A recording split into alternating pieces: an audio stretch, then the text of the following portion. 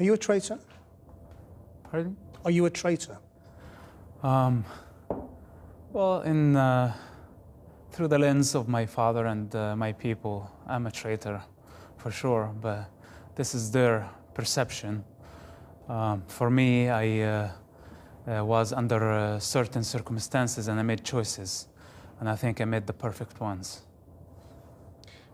How did that process happen while you were in jail? I mean, were you turned, or was this a thought process that came to you yourself?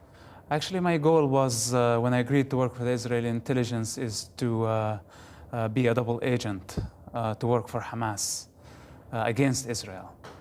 Now, when I was transferred to prison and I witnessed Hamas brutality, excuse me, and I saw that they were killing our own people, I started to ask questions about the real nature of my father's organization, which, led to other conclusions that eventually made me work not for Israel, but I thought that I could stop some of the killing. There is much about Hamas brutality, as you describe it, in the film. Yeah. There isn't much about Israeli brutality. And I wonder how you feel about Israel. And I mean, do you see what they do as brutal? I mean, you take the bombing that happened this summer, thousands of your people killed. Right. Was that brutality? First of all, war is not a beautiful thing.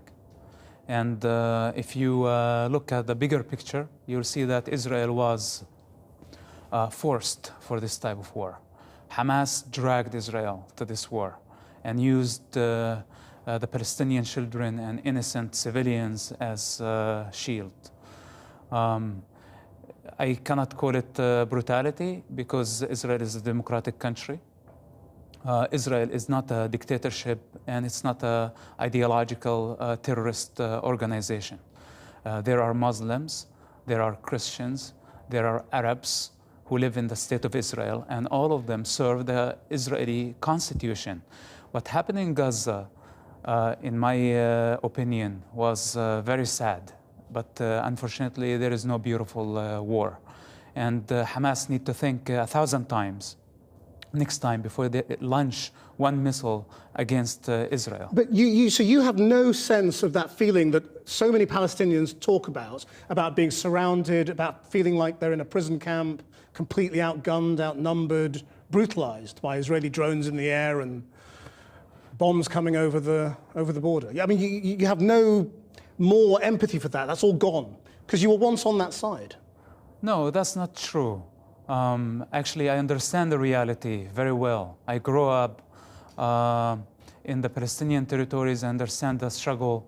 I think the problem is that Hamas is trying to smuggle weapons on a daily basis, and the siege is a result of this problem. How many more people like you do you think there are? I mean, so many Palestinians interact with Israelis and Israeli security a lot. They've got your phone numbers all the time, when you live in the Palestinian territories, and they're ringing people. Yes, often to say, get out of your house, we're about to bomb it. Right. But, do you think there are many people who are informing?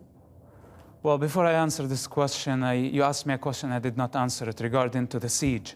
I think Hamas need to give up their arms. They need to give up their attempt to get missiles and weapons. And at that point, I think Israel has no problem with helping the Palestinians. Israel has been helping the Palestinian education, the Palestinian health systems for many years. And I believe that Israel will not ignore its responsibility towards the Palestinians. But in the meantime, we need to Hamas to step down and to be disarmed. Regarding to how many people, there are Arabs who serve in the Israeli Defense Forces. There are Muslims as well. There are Christians as well. Israel is not only a Jewish country. Israel, just like the UK, like the United States of America, it's a democracy, has all type of people, and it protects the higher interest of humanity in the region.